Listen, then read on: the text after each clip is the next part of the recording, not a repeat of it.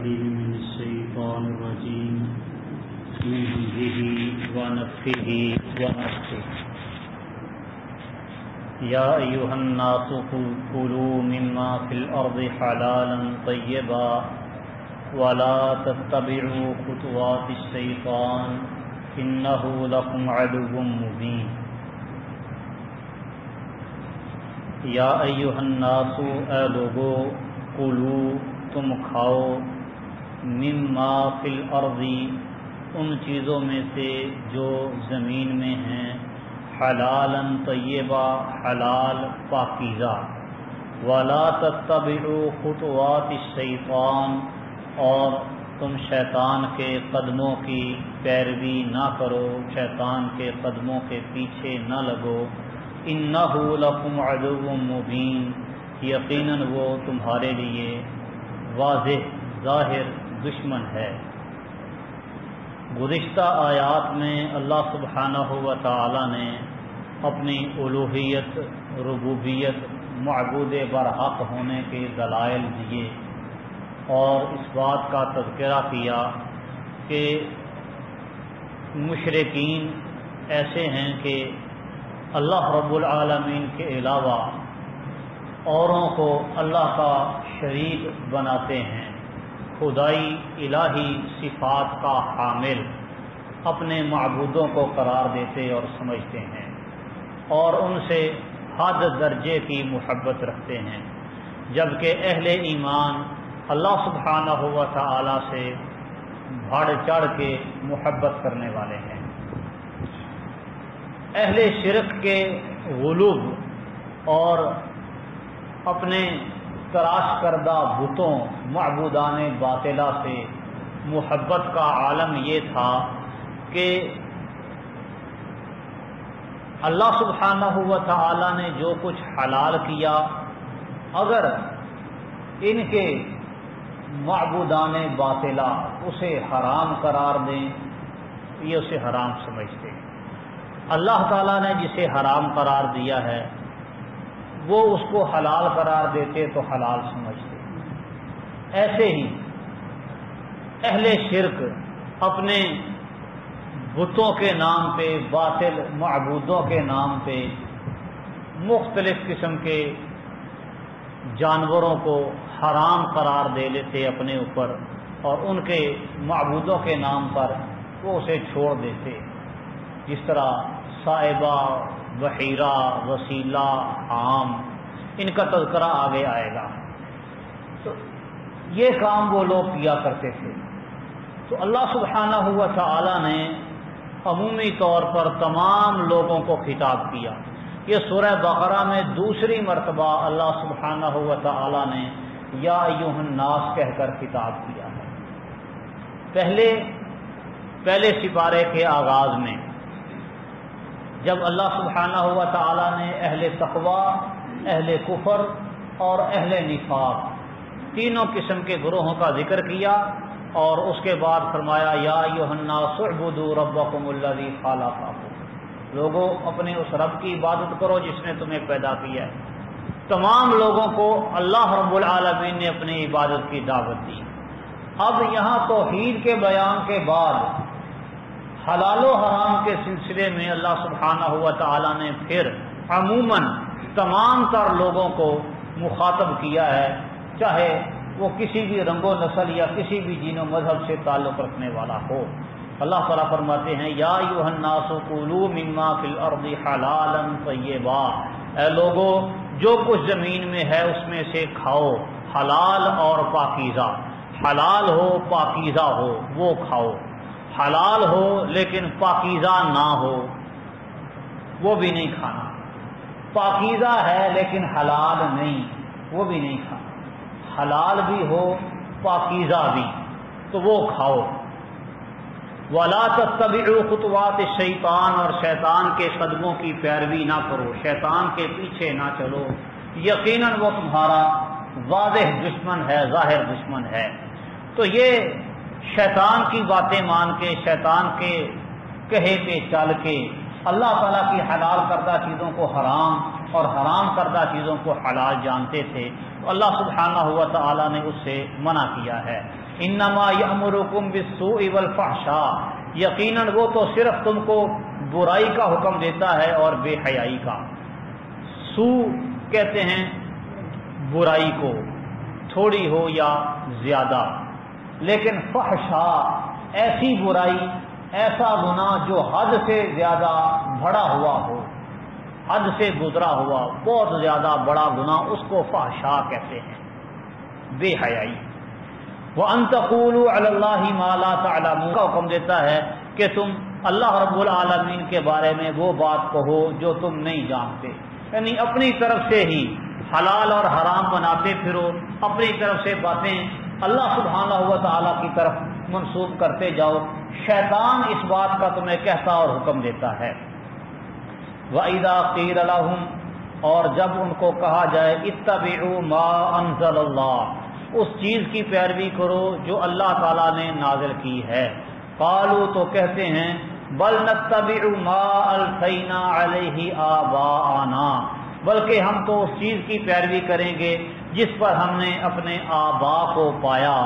اولو کان آباؤہم لا یعقلون شیئا، کیا اگرچہ ان کے آباء باپ دادا وہ عقل نہ رکھتے ہوں کچھ بھی، ولا یہتدون، اور وہ ہدایت نہ پاتے ہوں، پھر بھی یہ ان کی پیروی کریں گے۔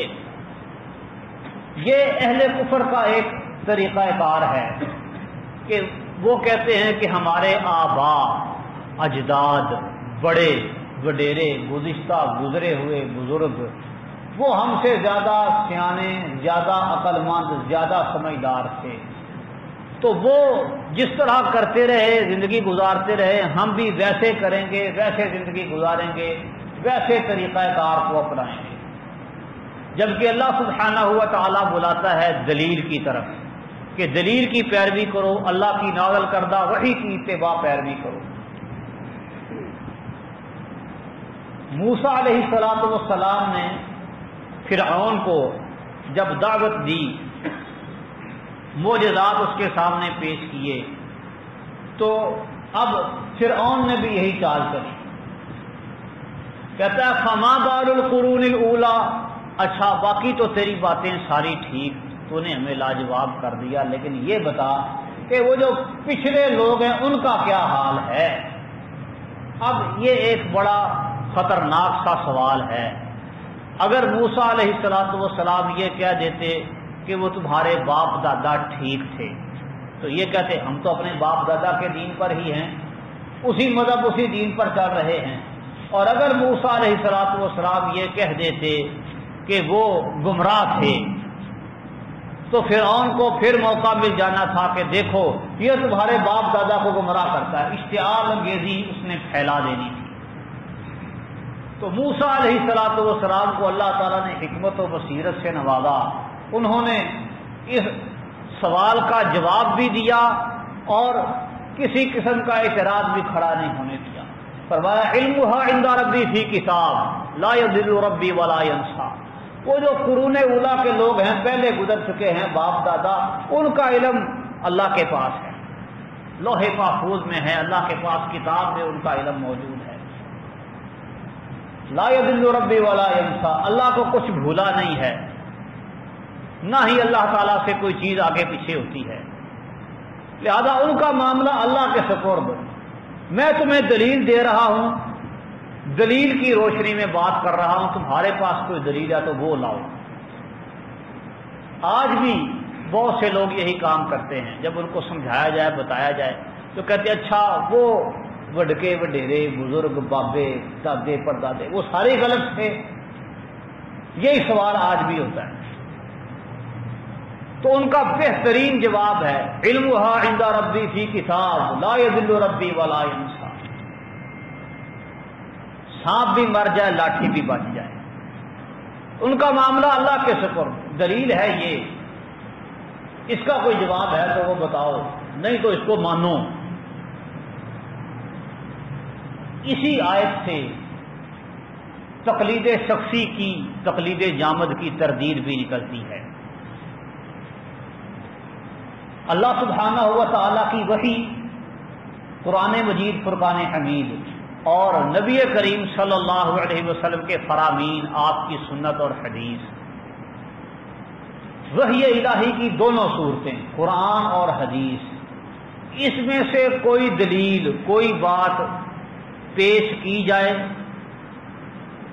تو بندہ اسے صرف اس وجہ سے رد کر دے کہ ہمارے بڑوں، بزرگوں، پیروں، فقیروں اور علماء اور سلف اور پتہ نہیں کیا کیا لوگوں نے بنائے ہوئے ہیں، ان سے یہ طریقہ کار ثابت نہیں ہے، ہمارے امام صاحب نے ایسے نہیں کہا لہذا ہم نے نہیں کرنا، اس کا نام ہے تقلید، اور یہ ہر صورت میں حرام اور ناجائز۔ قرآن و حدیث کی موجودگی میں بلا دلیل دوسرے کی بات کو مان لینا،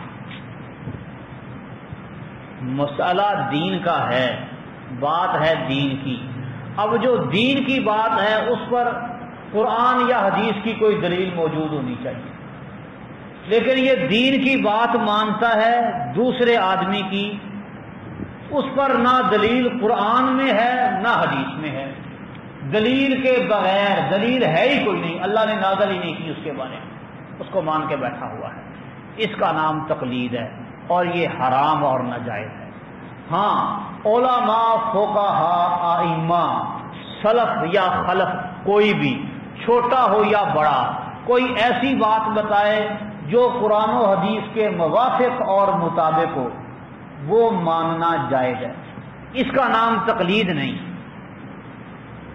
قرآن و حدیث سے کوئی مسئلہ بتائیں، ایسی بات کریں جس پر دلیل موجود ہے کتاب اللہ میں، دلیل موجود ہے سنت رسول اللہ صلی اللہ علیہ وسلم میں، اس بات کو تسلیم کر لینا، مان لینا، یہ تقلید نہیں۔ تقلید ہے قرآن و حدیث کے خلاف کسی کی بات ماننا۔ اس کی مثال وہ تقریر ترمذی والی بڑی مشہور مثال ہے، اس نے لکھا کہ حق اور انصاف تو یہی ہے کہ ترجیح اس مسئلے میں وہ امام شافعی کو ہے، لیکن چونکہ ہم مقلد ہیں، یاجب علینا تقلید و امامینا، ہم پہ اپنے امام کی تقلید واجب ہے۔ مان رہا ہے کہ اس مسئلے میں حق اور انصاف یہی ہے کہ امام شافعی رحمہ اللہ کا موقف وہ ٹھیک ہے، حدیث کے مطابق ہے، حدیث میں بھی وہی ہے جو امام شافعی کا موقف ہے، لیکن چونکہ ہم مقلد ہیں لہذا ہم نے حق اور انصاف کی بات نہیں ماننی، اپنے امام کی ماننی، اس کا نام ہے تقلید۔ کہ حق معلوم ہو جائے پھر بھی نہ مانے، کہ بڑوں کی ماننی ہے۔ اللہ تعالیٰ فرماتے ہیں کہ جب ان کو کہا جائے اتبعوا ما انزل اللہ، اس چیز کی پیروی کرو جو اللہ نے نازل کی، اللہ کی نازل کردہ وحی کی اتباع کرو، تو کہتے ہیں بل نتبع ما الفینا علیہ آباءنا، بلکہ ہم تو اس کی پیروی کریں گے جس پر ہم نے اپنے آباء کو پایا۔ تو یہ گمراہی ہے۔ وَمَثَلُ الَّذِينَ كَفَرُوا كَمَثَلِ الَّذِي يَنْعِقُ بِمَا لَا يَسْمَعُ إِلَّا دُعَاءً وَنِدَاءً، اور ان لوگوں کی مثال جنہوں نے کفر کیا اس شخص کی مثال کی طرح ہے، يَنْعِقُ بِمَا، جو ایسی چیز کو پکارتا ہے، لا يَسْمَعُ إِلَّا دُعَاءً وَنِدَاءً، جو پکار اور آواز کے سوا کچھ بھی نہیں سنتے۔ جانور نائقہ، ناعقہ ینعق، اس کا معنی ہوتا ہے بکریوں کو ہانکنا، ڈانٹنا، یعنی جو جانور ہیں وہ آواز محسوس کرتے ہیں یا ان کو بلایا جائے، پکارا جائے تو اپنے مالک کی پکار پہ وہ دوڑ کے چلے جاتے ہیں، مانوس ہونے کے بعد مالک کے پاس آ جاتے ہیں اس کی آواز سن کے۔ تو کافروں کی مثال بھی ایسے ہے۔ یہ مثال دو طرح سے ہے، ایک تو یہ کہ کافروں کو سمجھانے والا وہ ایسے ہی ہے جیسے جانوروں کو بتا رہا ہے، ان کو کچھ پلے نہیں پڑتا، سمن بکمن عمیون، بہرے ہیں، گونگے ہیں، اندھے ہیں، فہم لا یعقلون، بس وہ عقل نہیں رکھتے، حق کی بات نہ سنتے ہیں نہ حق کی بات وہ ان کی زبانوں پر آتی ہے، نہ حق ان کے دلوں میں داخل ہوتا ہے، نہ حق کو وہ دیکھتے۔ تو یہ کفار کی مثال اللہ سبحانہ و تعالی نے دی ہے، بلکہ اللہ نے دوسرے مقام پہ فرمایا ہے یہ کل انعام جانوروں کی طرح ہے، بل ہم اضل، بلکہ جانوروں سے بھی گئے گزرے ہیں، جانوروں سے بھی بدتر اور برے ہیں کفار۔ یا ایھا الذین آمنوا کلوا من طیبات ما رزقناکم واشکروا للہ ان کنتم ایاہ تعبدون، اے وہ لوگوں جو ایمان لائے ہو، جو چیزیں ہم نے تم کو دی ہیں اس میں سے پاکیزہ کھاؤ، واشکروا للہ، اور اللہ کا شکر کرو، ان کنتم ایاہ تعبدون، اگر تم خاص اسی کی عبادت کرتے ہو۔ پہلے تمام لوگوں کو خطاب کیا کہ حلال اور پاکیزہ کھاؤ، اب اہل ایمان کو خصوصی طور پر خطاب کیا اور کہا حلال اور پاکیزہ کھاؤ۔ اسی طرح اللہ سبحانہ و تعالی نے رسولوں کو بھی خطاب کیا، فرمایا رسولو حلال اور پاکیزہ کھاؤ اور صالح اعمال کرو۔ تو یہ خصوصی خطاب عمومی خطاب کے بعد ہے۔ انما حرم علیکم المیتۃ والدم ولحم الخنزیر وما اہل به لغیر اللہ، یقیناً تم پر صرف حرام ہے میتہ مردار، والدم اور خون، ولحم الخنزیر اور خنزیر کا گوشت، وما اہل به لغیر اللہ اور جو غیر اللہ کے لیے پکارا گیا ہو۔ یہ چار چیزیں اللہ سبحانہ و تعالی نے حرام کی ہیں۔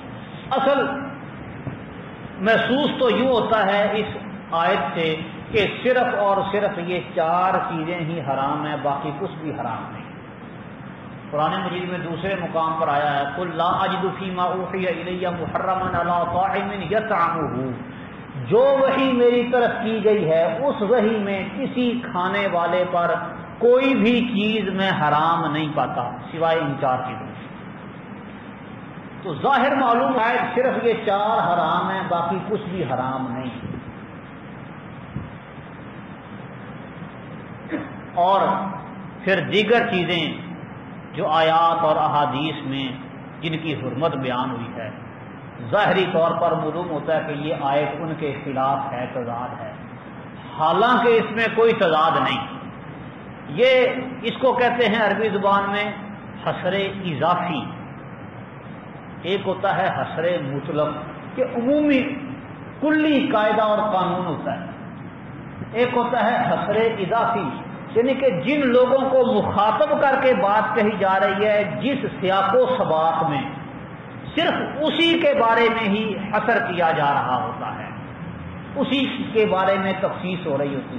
اب یہ لوگ کئی چیزیں حرام بنائے پھرتے تھے جن کو اللہ نے حرام نہیں کیا تھا، جس طرح میں نے پہلے بتایا صائبہ، بحیرہ، وسیلہ، عام، یہ اونٹنیاں، بکریاں، بیل وغیرہ جو تھے یہ ان کو بتوں کے نام پر چھوڑ دیا کرتے تھے، وہ آگے تفصیل دیکھیں گے۔ تو یہ اللہ تعالیٰ نے حرام نہیں کی تھی۔ پھر وہ چیزیں جو اللہ تعالیٰ نے حرام کی تھیں اور بنی اسرائیل پر بھی حرام تھی اسے یہ کھاتے تھے، تو اللہ سبحانہ و تعالیٰ نے اس بات کو بیان کرتے ہوئے پھر یہ بات کہی ہے کہ یہ چار چیزیں تم پر حرام ہیں جس کو تم حلال کیے بیٹھے ہو۔ مردار حرام ہے، خون حرام ہے، خنزیر کا گوشت حرام ہے، اور غیر اللہ کے نام پر جو چڑھائے جانے والے چڑھاوے ہیں، نظریں نیازیں اللہ کے علاوہ اوروں کے نام وہ حرام ہیں۔ یہ چاروں تم کھاتے ہو، اور جو اللہ نے حرام نہیں کیا اس کو اپنے لیے حرام کر کے بیٹھے ہوئے۔ اس کے علاوہ کتاب و سنت میں جو چیزیں حرام ہیں وہ ہر کچلی والا جانور والے دانت ہوں وہ حرام ہے، اور پنجے سے شکار کرنے والا پرندہ، وہ پرندہ جو شکار پہ چھپڑتا ہے پنجے کے ساتھ پکڑتا ہے، یہ حرام ہے۔ کل ذی ناب من السباع، اس کے علاوہ وہ جانور جن کو شریعت نے جہاں ملیں قتل کرنے کا حکم دیا ہے، جیسے پاگل کتا ہے، سانپ ہے، بچھو ہے، یہ کوا جو ہمارے ہاں پایا جاتا ہے جس کی گردن سفید اور پیچھے سے سیاہ ہوتا ہے، الغراب الابقع، چوہا، فرمایا حل میں ملیں حرم میں ملیں انہیں قتل کر دو۔ بچھو کو سانپ کو قتل کرنے کا نماز کے دوران بھی حکم دیا۔ پھر کچھ جانور جن کا نام لے کر شریعت نے حرام قرار دیا، جس طرح کے گدھا۔ اب گدھا اس کی کچلی والے دانت تو نہیں ہیں، اس عمومی اصول کے مطابق یہ حلال ہے، لیکن شریعت نے بعد میں اس کو حرام قرار دے دیا۔ خیبر کے موقع پر اعلان کروایا ان اللہ ورسولہ ینہیانکم عن لحوم الحمر الاہلیہ، اللہ اور اس کا رسول صلی اللہ علیہ وسلم تمہیں گھریلو گدھے کا گوشت کھانے سے منع کرتے ہیں۔ نام لے کر شریعت نے حرام کیا۔ یہ چند چیزیں جو ہیں وہ حرام ہیں، جن کو شریعت نے حرام نہیں کہا وہ ساری حلال ہیں۔ کھانے پینے کے معاملے میں اصول اور قانون یہ ہے کہ ہر شے اللہ نے جو پیدا کی ہے حلال ہی حلال ہے، جس کے حرام ہونے کی دلیل آئے گی وہ حرام ہوگا، اور حرام چیزیں وہ جن کا شریعت نے نام لیا، اس طرح خون، خنزیر کا گوشت، اہل لغیر اللہ بھی، میتا، مردار، گدھے کا گوشت، یہ شریعت نے حرام قرار دیا۔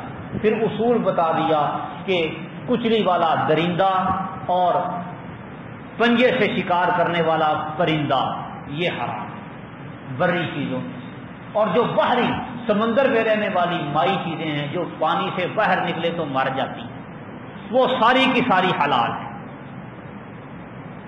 احل لکم صید البحر، بحر کا سمندر کا شکار حلال اللہ سبحانہ و تعالیٰ نے کیا ہے۔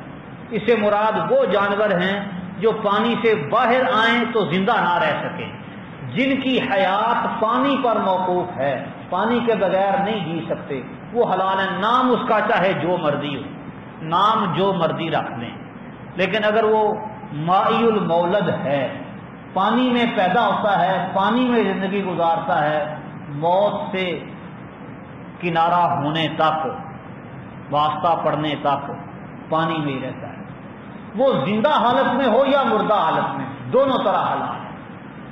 وَالطَّهُورُ مَاؤُهُ وَالْحِلُّ مَيْتَتُهُ، مچھلی زندہ پکڑ لیں تب بھی حلال ہے، مچھلی پانی میں مر جائے، سمندر اس کو باہر نکال کے پھینک دے، یا پانی میں ویسے اوپر تیرتی ہوئی ہو آپ اس کو پکڑ لیں پھر بھی حلال ہے۔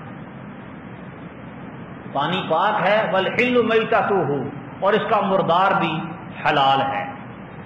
تو یہ چند چیزیں ہیں جن کو شریعت نے حرام کیا ہے، باقی ساری چیزیں حلال حلال ہیں۔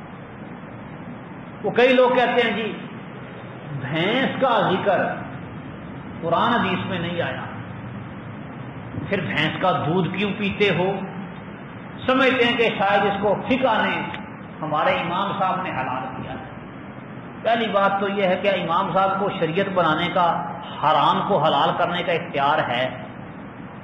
اگر سمجھتے ہیں کہ اللہ کے بعد کسی امام کو حلال حرام کرنے کا اختیار ہے تو یہ شرک ہے، اور اگر یہ مانتے ہیں کہ ان کو اختیار نہیں، انہوں نے قرآن حدیث سے مسئلہ نکال کے کسی چیز کے بارے میں بتایا ہے یہ حلال ہے یہ حرام ہے، تو پھر اعتراض کس بات کا؟ اللہ تعالیٰ فرماتے ہیں کہ احل لکم بہیمۃ الانعام الا ما یتلی علیکم، سارے جانور تمہارے لیے حلال ہیں سوائے ان کے جو تمہیں بتائے گئے ہیں، جو تمہیں بتائے گئے ہیں کہ یہ جانور حرام ہیں وہ ہیں حلال ہیں۔ تو بھینس کے حرام ہونے کا کدھر بتایا گیا ہے؟ کہیں بھی نہیں، لہذا وہ حلال ہی ہے۔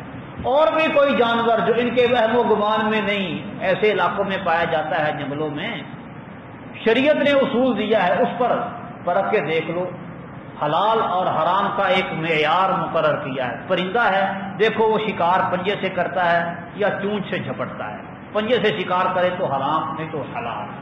جانور ہے تو اس کی کچلی ہے تو حرام، نہیں تو حلال، چاہے جو بھی ہو۔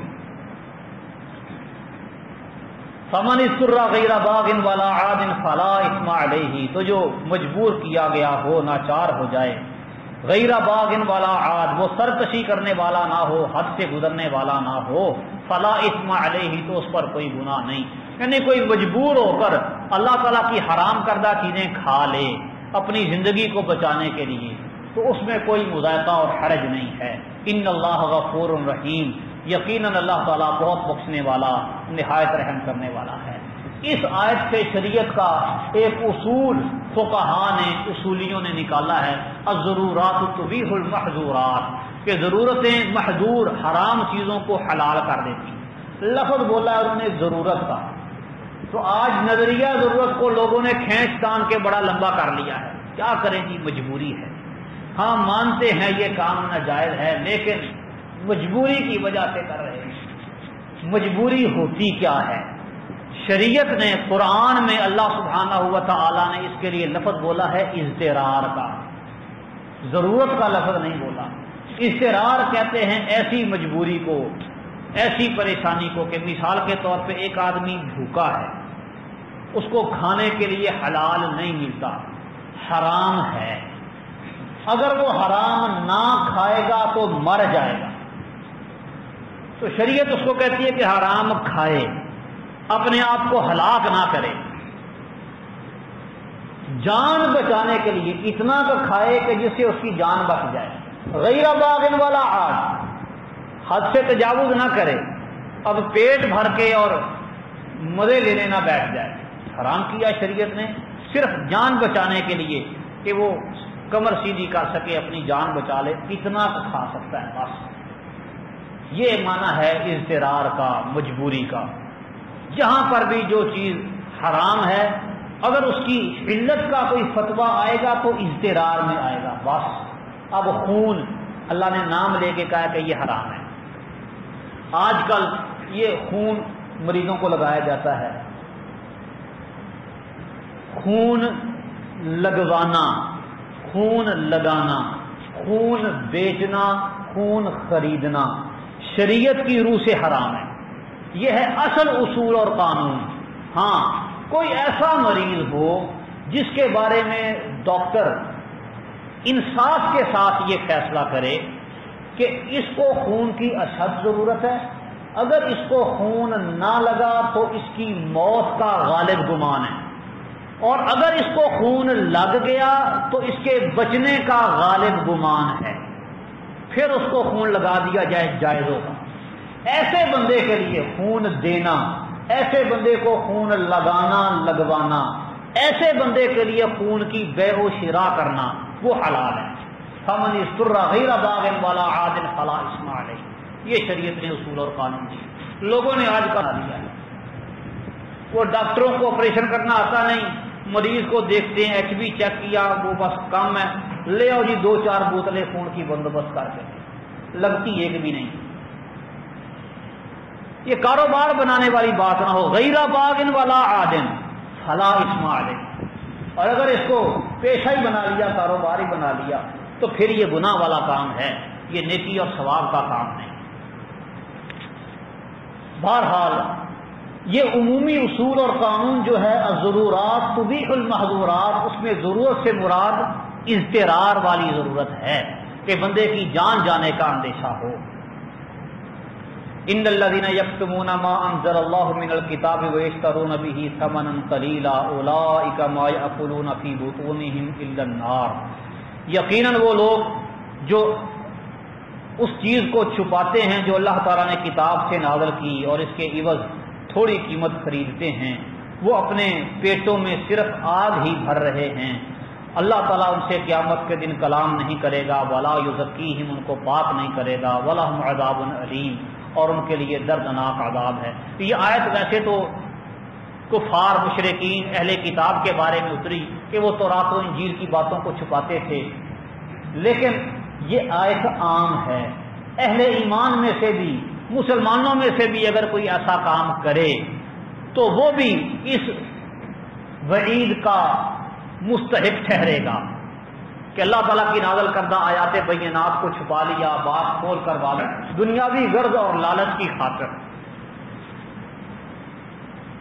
تو وہ جو نفع دنیا کا حاصل کر رہا ہے وہ حقیقت پیٹ میں ڈال رہا ہے، آگ ڈال رہا ہے۔